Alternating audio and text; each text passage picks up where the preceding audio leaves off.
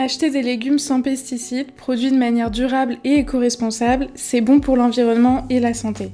Mais pour certains, manger 3 fois par jour est déjà un luxe. Alors manger mieux avec des produits bio et durables peut sembler impossible. Selon le baromètre 2024 des consommateurs, 44% des Français déclarent avoir le sentiment d'être contraints de se restreindre pour des raisons financières sur les dépenses alimentaires. Consommer durable, ça coûte plus cher, un panier de produits bio peut être 2 fois plus coûteux que son équivalent conventionnel et pourtant, rendre accessibles des produits durables et de qualité est le défi que tentent de relever les équipes d'Action contre la faim dans les quartiers nord de Marseille. Une ville qui a l'un des taux de pauvreté les plus élevés de France métropolitaine, une réalité exacerbée par la crise sanitaire et l'inflation récente.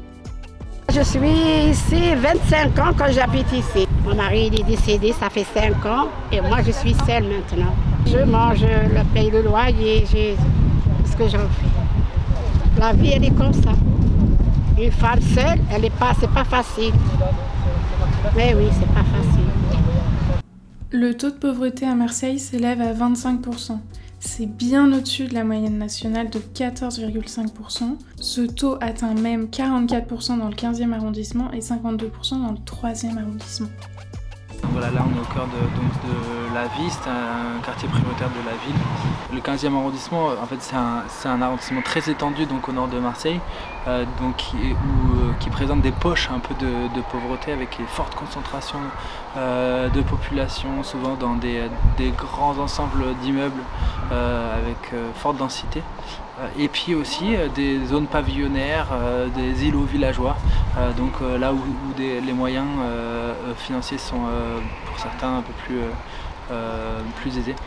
Et du coup, il y a un enjeu de mixité en fait sur ce territoire aussi. On s'est rendu compte qu'il y avait une très forte demande et une demande grandissante avec du coup des dispositifs d'aide alimentaire qui se retrouvent saturés. Les personnes ont accès à l'information, savent que des dispositifs existent, viennent solliciter de l'aide et en fait ne sont pas accueillis dans les dispositifs faute de place. On a pris le temps de réfléchir avec différents partenaires sur des solutions et sur des nouvelles réponses. Aussi avec un souci fort de faire le lien entre un accès à l'alimentation saine, de qualité, durable et en quantité suffisante pour toutes et tous. Et donc on a travaillé ensemble avec un centre social, donc le centre social Del Rio. Le centre social est implanté ici depuis presque 40 ans maintenant. C'est une une ancienne équipe. Donc les gens ont confiance au centre social et c'est grâce à ça qu'on s'est dit on va faire un marché qu'il n'y a pas. Il y a un marché de vêtements à Saint-Antoine et le marché aux puces qui est vers Capitaine Gèze. Donc il faut quand même se déplacer, prendre les transports en commun, c'est pas facile pour tout le monde.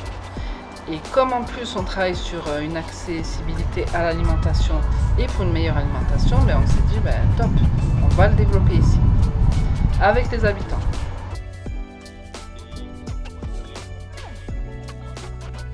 Donc ce marché on l'a pensé pour qu'il soit accessible pour toutes et tous et du coup on a la chance de travailler depuis quelques temps maintenant avec une association qui s'appelle Graines de Soleil, qui est aussi un chantier d'insertion et qui produit des légumes à 20 km de Marseille.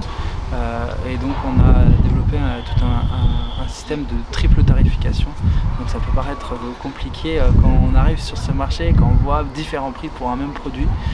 Et donc effectivement il y a une tarification pleine, 100%, qui est le coût qu'on trouve sur n'importe quel marché en vente directe et qui permet aux producteurs d'être rémunérés à sa juste valeur et de vivre de son travail. Et du coup on a décidé de proposer aux habitants du quartier un tarif à moins 25%, ce qui permet aux habitants d'accéder à une offre de fruits et légumes bio, locaux, à un tarif quasiment équivalent à ce qu'il faut trouver à proximité sur du conventionnel.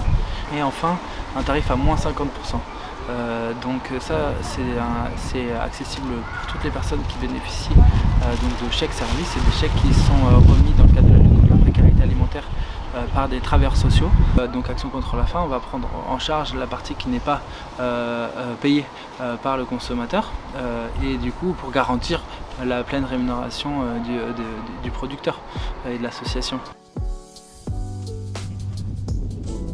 C'est le premier marché qu'on a ici. Et ça nous fait plaisir. Ça nous fait plaisir pour nous parce qu'on est vieux, on ne peut pas marcher. pour aller jusqu'à Opus ou ici, je ne peux pas, je suis malade.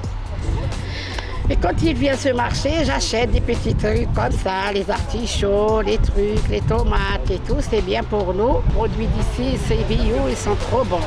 Oui. J'ai fait des gros plats, oh là là, les plats que j'ai faits. Si tu manges chez moi, tu ne vas pas sortir, hein. Ah oui.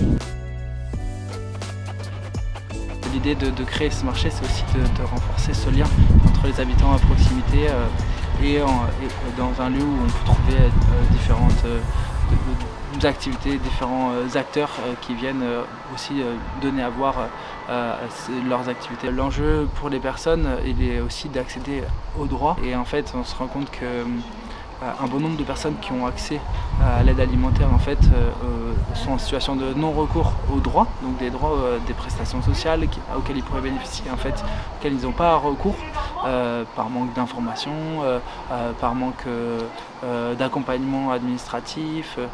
Et du coup, l'idée de ce marché, c'est que ce soit aussi un lieu ressource où, au-delà des fruits et légumes qu'on peut y trouver, eh bien, d'y associer un lieu des lieux de ressources des personnes clés, notamment pour accompagner l'accès vers le droit à la santé, aux soins, à la sensibilisation, évidemment à la sensibilisation à l'alimentation durable, avec des activités qui permettent de sensibiliser à la saisonnalité, de permettre de découvrir aussi des fruits et légumes peu connus qui sont produits ici à proximité. On s'occupe de toutes les personnes qui sont en difficulté d'accès aux droits, d'accès aux soins ou en renoncement. On essaie de répondre au maximum à leurs questions. Et c'est ce qui est important, et c'est le relationnel, le côté important que les gens retrouvent et qui n'aiment pas trop à la sécu en général. Et ce qui compte, c'est que aussi ce marché, avant tout, il répond aux attentes et aux besoins des habitants. Les habitants puissent s'impliquer dans ce marché dès le départ, en fait. Dans l'idée, sera dans un futur proche, si possible, géré, animé par les habitants eux-mêmes. Nous, on vient impulser avec des partenaires cette démarche, cette initiative. On associe dès le départ les habitants, et donc ils sont une partie prenante des débriefings, des réunions de préparation. Donc c'est assez satisfaisant de voir que ça parle aux gens, que certains sont prêts aussi à mettre un petit peu plus d'argent pour ces fruits et légumes. Et même que ça évoque des souvenirs plutôt heureux d'enfance par rapport à des produits qui étaient consommés à l'époque et qui ne le sont plus depuis quelques années. C'est un marché pour toutes et tous.